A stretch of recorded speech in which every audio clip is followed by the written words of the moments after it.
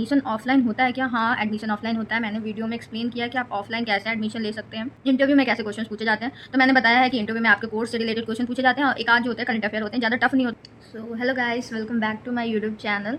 So myself Rupal and I am currently pursuing PGDM from GL Bajaj institute of management.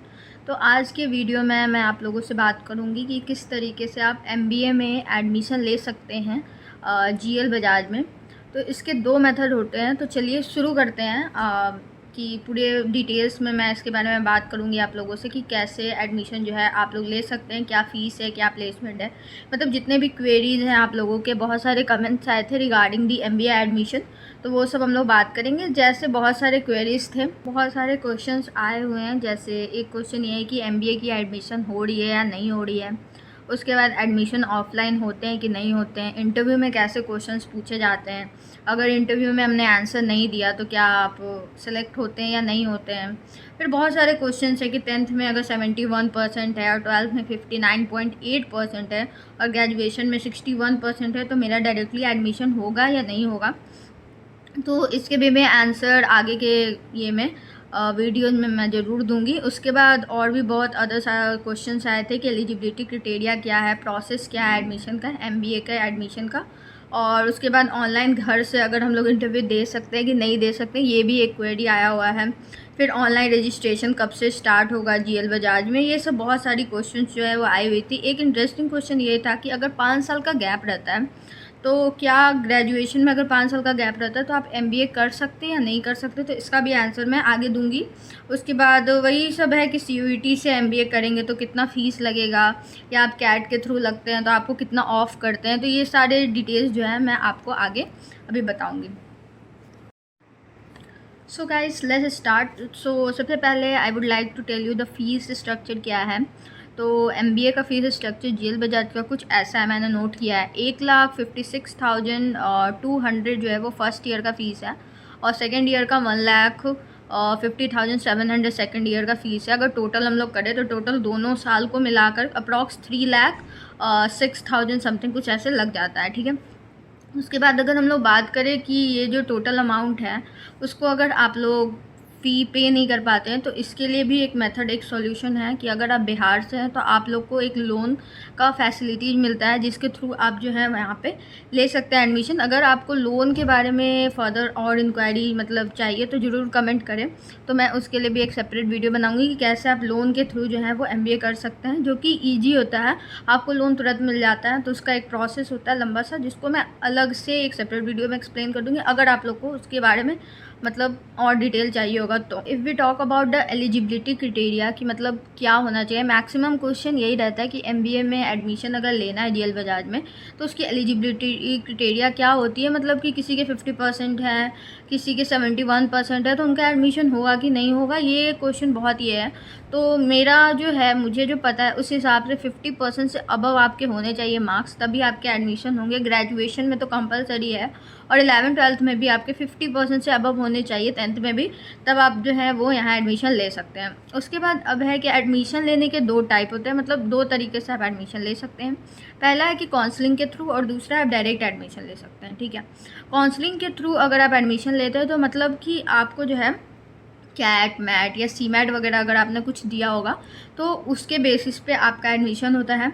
मैंने भी जो था वो काउंसलिंग के थ्रू ही लिया था। ऑनलाइन जो है वेबसाइट पे मुझे नंबर मिला था, उस नंबर पे मैंने कॉल किया था, तो उन्होंने मुझे फर्दर पूरे डिटेल्स बताए थे कि कैसे जो है आप एडमिशन ले सकते हैं। जैसे उन्होंने मुझे सबसे पहले फॉर्म दिया था फिल करने के लिए, उसके बाद डॉक्यूमेंट वेरिफिकेशन के लिए उन्होंने मुझसे 10th का, 12th का और CAT वगैरह का मार्क्स मांगा था।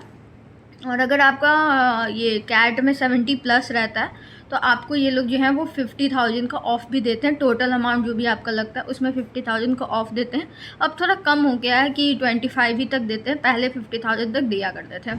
उसके बाद दूसरा जो आपका मेथड है वो डायरेक्ट है, मतलब डायरेक्ट कि आप कॉलेज में चले जाएँ, वहाँ जा कर के आप फॉर्म फिल करें और उसके बाद सारी डिटेल्स सबमिट करें तो आपका एडमिशन जो है वो डायरेक्टली हो जाएगा।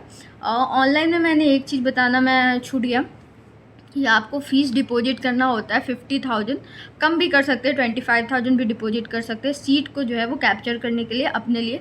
और 25,000 तक आपको जो है वो सबमिट करना होगा, तब आपका सीट जो है आपका रिजर्व हो जाएगा आपके लिए। क्वेश्चन अराइजेज की प्लेसमेंट के बारे में कि यहाँ का प्लेसमेंट कैसा है। तो क्योंकि मैं यहाँ पढ़ती हूँ तो मुझे पता है कि यहाँ का प्लेसमेंट कैसा है। मैं जब शुरू में आई थी तो एक क्वेश्चन आप लोग के मन में ये भी अराइज होगा कि why I have choose GL Bajaj only.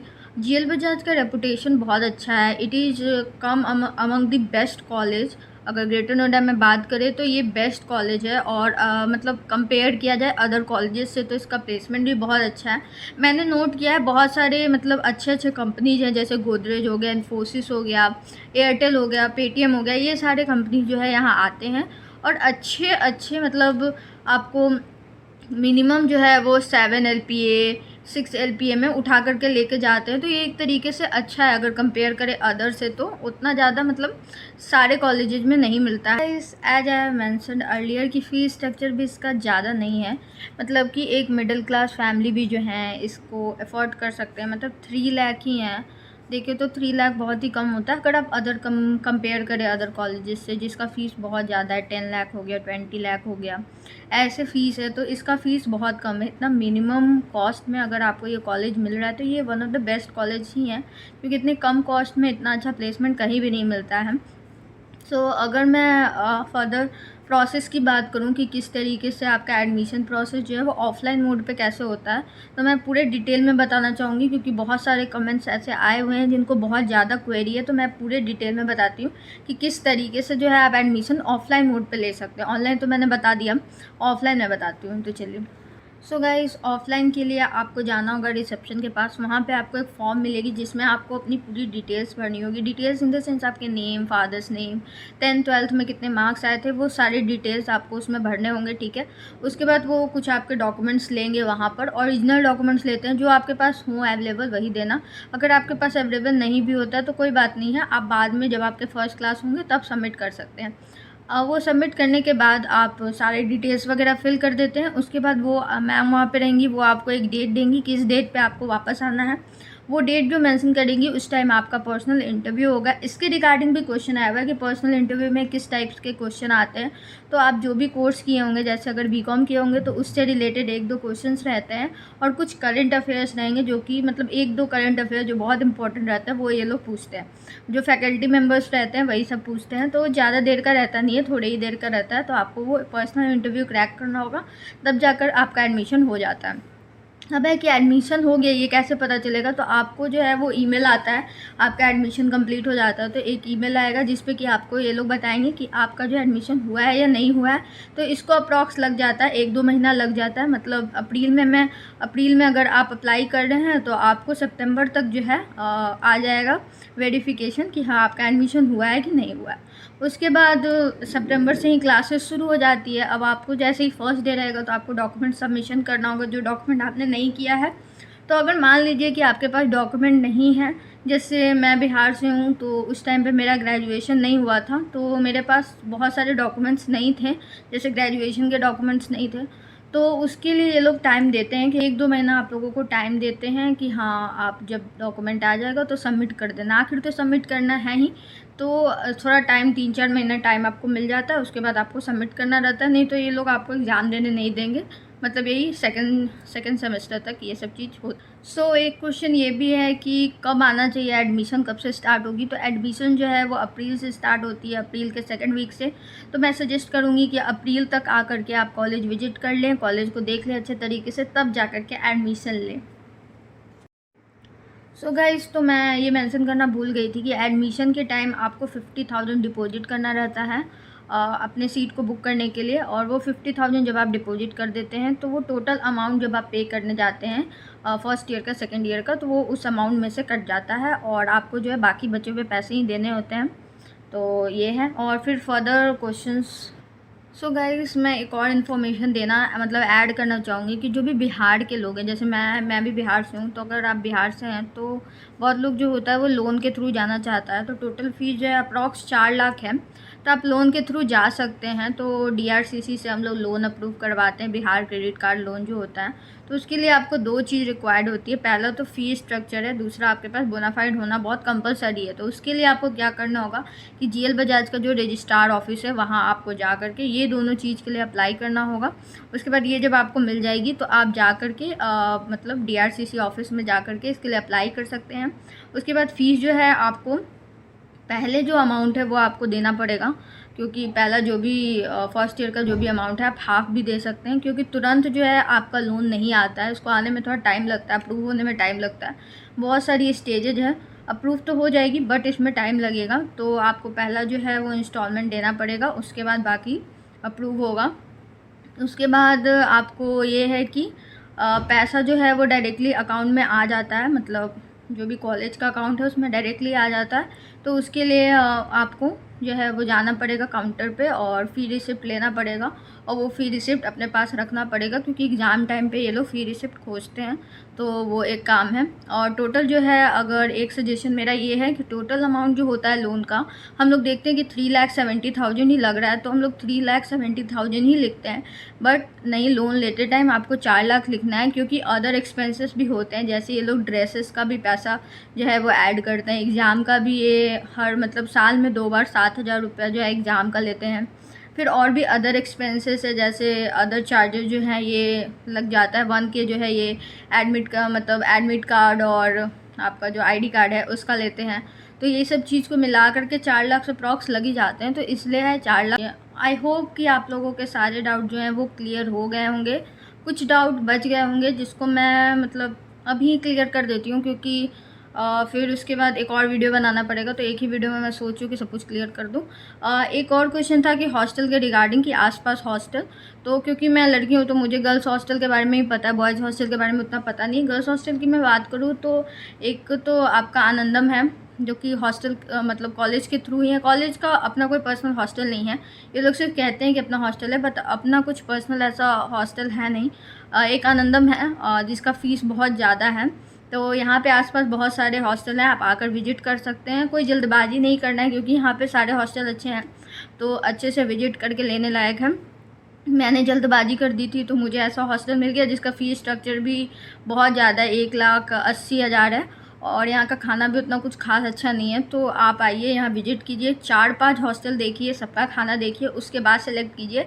और सबसे ज़रूरी चीज़ ये है कि वो जो एनवायरनमेंट है उसको भी चेक करना बहुत ज़रूरी है, और कितना वो खुला खुला है या नहीं है, ये सब चीज़ भी देखना बहुत ज़रूरी है। तो ये वन ऑफ द फैक्टर था जो बहुत इंपॉर्टेंट है। अब चलते हैं, देखते हैं कि क्या क्या क्वेश्चंस जो हैं लोगों ने पूछे हैं, उसके आंसर मैं कर दूं। तो सो पहला क्वेश्चन ये है कि अभी MBA में एडमिशन हो रही है क्या? तो गाइस, अभी MBA में एडमिशन नहीं हो रही है, अप्रैल के टाइम एडमिशन जो है वो स्टार्ट होती है। अब जो है वो सेकंड क्वेश्चन ये है कि एडमिशन ऑफ़लाइन होता है क्या? हाँ, एडमिशन ऑफ़लाइन होता है। मैंने वीडियो में एक्सप्लेन किया है कि आप ऑफ़लाइन कैसे एडमिशन ले सकते हैं। दूसरा क्वेश्चन ये है कि अगर इंटरव्यू में आप आंसर नहीं देते हैं तो क्या आपका एडमिशन होगा? ये तो मैं कह सकती हूँ कि ये प्राइवेट कॉलेज है तो ये लोग आपका एडमिशन लेंगे ही, लेकिन अगर आप सारा क्वेश्चन का आंसर नहीं करें तो हो सकता है ना ले, कुछ का तो आंसर आपको करना पड़ेगा। ये लोग आपका कम्युनिकेशन वगैरह भी चेक करते हैं कि आप जो हैं वो इस कॉलेज के लायक हैं कि नहीं हैं। तो अगर आपका कम्युनिकेशन भी अच्छा है तो ये लोग आपको ले लेंगे। उसके बाद इंटरव्यू में कैसे क्वेश्चंस पूछे जाते हैं, तो मैंने बताया है कि इंटरव्यू में आपके कोर्स से रिलेटेड क्वेश्चन पूछे जाते हैं, और एक आध जो होते हैं करंट अफेयर होते हैं, ज़्यादा टफ नहीं होता, तो इतना स्ट्रेस लेने की ज़रूरत नहीं है। उसके बाद है, एक बच्चे ने पूछा है कि 71% अगर 10th में है और 12th में 59.8% है, ग्रेजुएशन में 61% है, तो MBA में एडमिशन हो जाएगा डायरेक्टली? तो हाँ, एडमिशन हो जाएगा। 50% से अबव होना चाहिए, बस आपका एडमिशन हो जाएगा। ज़रूरी नहीं है कि आप कैट दें, मैट दें, CMAT दें, आपका एडमिशन हो जाएगा। क्वेश्चन ये है कि MBA का क्या एडमिशन प्रोसेस है और क्या एलिजिबिलिटी क्राइटेरिया है? तो ये तो मैंने ऑलरेडी बता दिया है कि MBA का क्या प्रोसेस है और क्या एलिजिबिलिटी क्राइटेरिया है, तो मैंने इस वीडियो में वो क्लियर कर दिया है। फिर इंटरव्यू ऑनलाइन घर से दे सकते हैं। हाँ, आप घर से इंटरव्यू दे सकते हैं, और इंटरव्यू के लिए आपको MBA मतलब कॉलेज विजिट नहीं करना पड़ेगा, ठीक है, ऑनलाइन आप दे सकते हैं। उसके बाद एक और क्वेश्चन है कि ऑनलाइन रजिस्ट्रेशन स्टार्ट कब से होगी MBA के लिए GL बजाज में? तो इसकी एडमिशन मैंने बताया कि अप्रैल से स्टार्ट होती है, तो अप्रैल से आप वेबसाइट पे चेक करना। साइट मिलते हैं नेक्स्ट व्लॉग में। अगर कोई भी अदर क्वेरी छूट गई हो तो प्लीज़ कमेंट करें, मैं ज़रूर उसके आंसर देने की कोशिश करूँगी। Thank you so much for watching. Bye bye, see you in next vlog.